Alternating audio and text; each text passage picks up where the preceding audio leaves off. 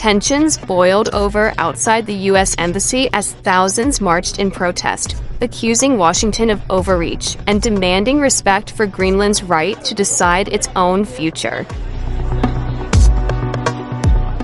In Copenhagen, thousands marched through the city streets toward the American diplomatic mission, waving Greenland's red and white flag and carrying banners that left no room for compromise.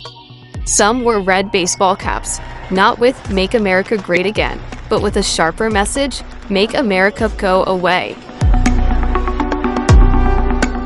We're protesting against the orange dictator in the U.S. was trying to bully his way to undermine the sovereignty of the Greenlandic people and take away their right to decide who they want to be part of. This is important for the whole world.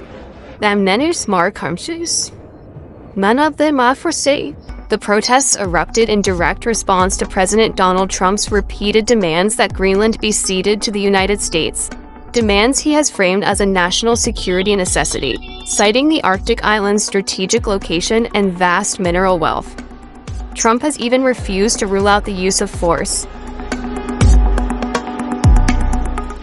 Across the Atlantic, the defiance is just as strong. In Nuuk, Greenland's capital, thousands took to the streets in the rain, marching toward the U.S. Consulate.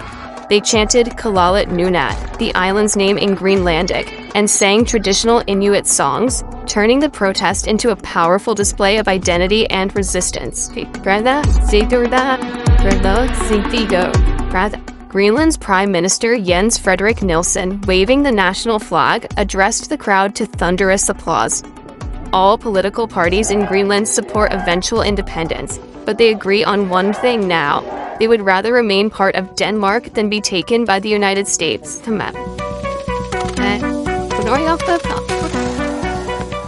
Of course, we are not for sale. We are a free people. We have always been a free people. We have never had wars. We have togetherness in our mindset. We take care of each other, and that's something actually a lot of other countries in the world can learn from us, that we take care of each other and protect each other. So that's why we're here.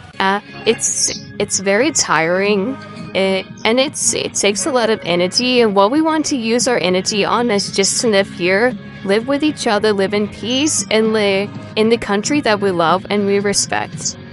We know the Arctic, we know our country, and we are the ones to care for it. And it's been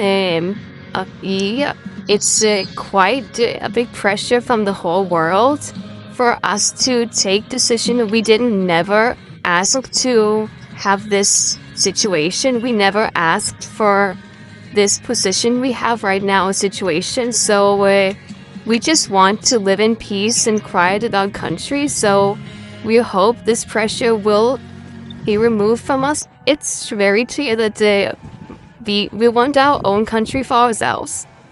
And we won't receive anything from Trump no matter what.